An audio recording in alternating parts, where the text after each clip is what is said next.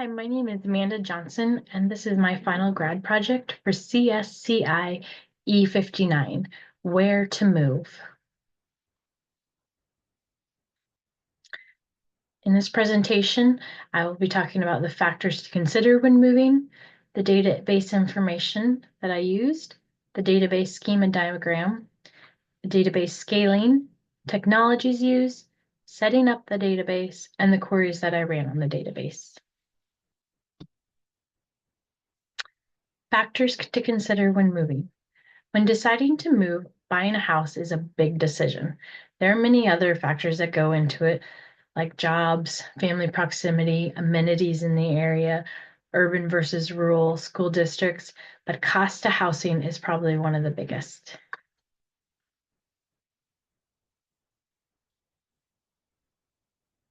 In this data project, I chose to do a database to capture the most recent monthly data on the housing market by zip code. Knowing the average listing price by zip code can help people make big decisions on where to move, as well as if the job they might be considering will be enough to cover the mortgage payment. This database is a relational one. The data's main driver is postal code, which to me would be more helpful than any city name, as the postal code can also provide people with more information for that specific area. The data was pulled from realtor.com, and it is a monthly residential inventory by zip code, and the current data is for April 2025. This was the database schema diagram. The data came in as one table, and I split it into 12 tables to make the information more manageable and efficient. The location table contains the primary key of zip code or postal code, which then became the foreign key for all the other tables. The month date data on the location table only contains the year and month, no day, so the variable character type was used rather than date. Other than zip name, all the data was numbers, so I used the integer type. There is only one location for all this information, but the rest of the tables can have one or more of the same information. So scaling the database. How will this database scale? New monthly data can be added to provide history, or you can overwrite the previous month's history if keeping the database is only a current information database. There's also the optional to adding additional information that could be added that could include like school ratings, crime rates by zip code. To do this, though, new tables would need to be added to contain this additional information. As more data is inserted over time, how will your system handle the growth? If history is added, the primary key would need to be updated. A composite key of month, date, and postal code would become the primary key. They would then both need to be the other table's foreign key, so then we would need to adjust all of these tables. The technologies I used, MySQL Workbench. This was the main system I worked with for this database project. It was used to create the database and tables, as well as load the data and run the queries. Microsoft Excel, the data was downloaded was a CSV file that I could open up in Excel. I used Excel to help me replace all the blank cells with null. Also, I was able to view how many lines were in the data so I could confirm the count when I uploaded the data into MySQL Workbench. Then finally, I did use ChatGDP for one thing, as I was having a lot of issues loading the data into MySQL Workbench, as it was processing it so slow due to the foreign keys check it does. Since there were 11 tables with foreign keys, it was becoming a multi-day process. With time running out, I finally asked ChatGDP if there was another way to load the data faster into MySQL Workbench. It provided me with a SQL command, which you can see later, that finally allowed me to upload the data into the tables in a more timely manner. Setting up the database. The first step was I created a database called residential data. I then created all 12 tables. This is an example of two of the tables I created. The first location was the primary table, so you can see the primary key postal code. And then the second is example of pretty much the other 11 tables, with the postal code being the foreign key, and then no delete, no action on update, and on delete, no action, on update, no action, so that changes can't be made, so it doesn't mess things up.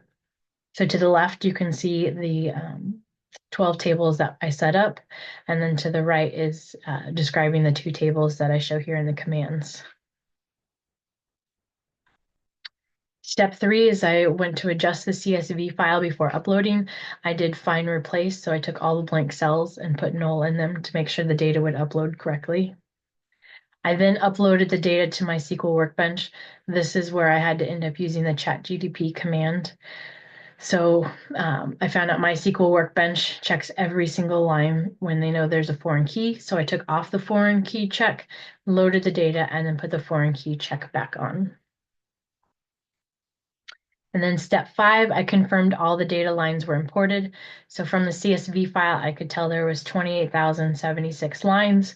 So I did the select count for all the tables to make sure that's how many lines were counted for each of the 12 tables. So then there were 5 queries I ran on the database.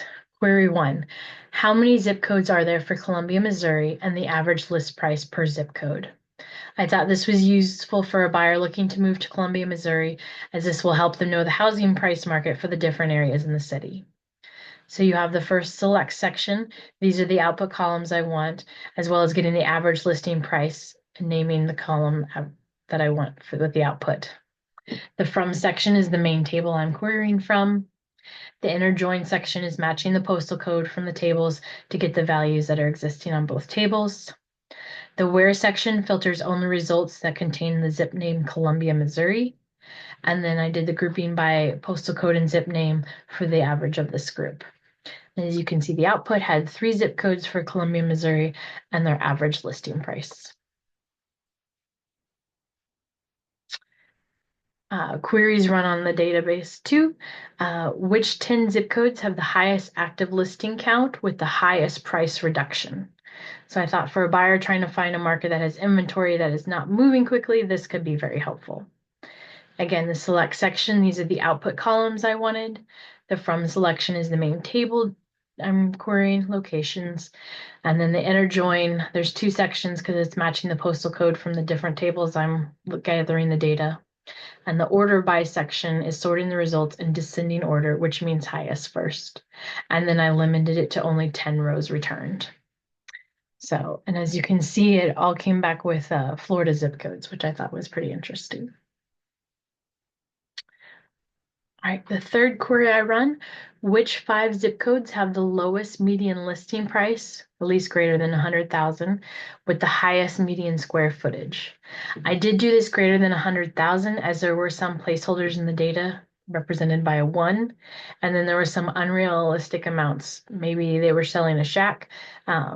So I kind of took those out of the data that I was pulling out. And this could be good for a buyer who can help them find the most bang for their buck. So again, the select section are those the output columns I want. The from section is the main table I'm querying. The inner joins is joining the different tables by postal code. The where section is where I'm filtering the rows to be greater than 100,000 and making sure that the square foot data is actually known data, so not null or blank data. And the order by section is sorting the results in ascending order, which is lowest first, and then descending order, largest first, and I am limiting it by 5 rows. And this one came back with all different states, so I found that really interesting.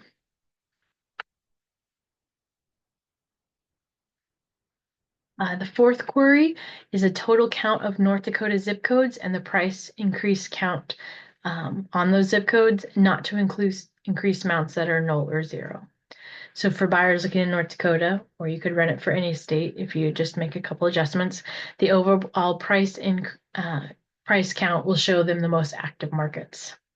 So the select section, these are the output columns I want returned. The from section is the main table I'm querying, and then I also count the total number of rows for the result.